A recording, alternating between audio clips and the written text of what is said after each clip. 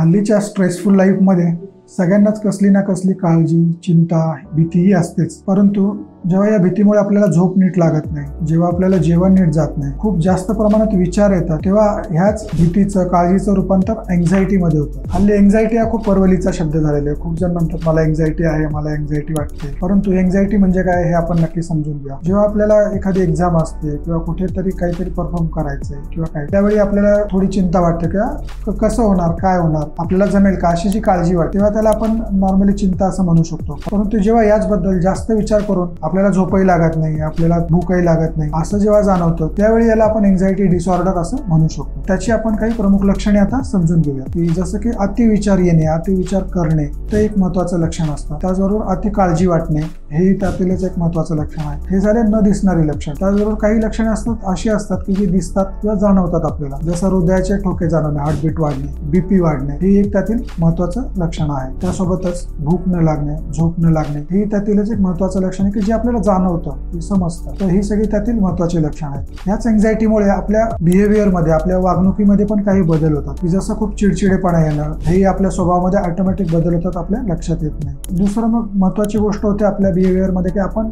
ज्या गोष्टीची भीती वाटते, चिंता वाटते ती टाळतो, आणि हे जेव्हा जास्त प्रमाणात होत जातं तेव्हा आपल्या कामावर आणि इतर सगळ्याच गोष्टींवर खूप परिणाम होतो।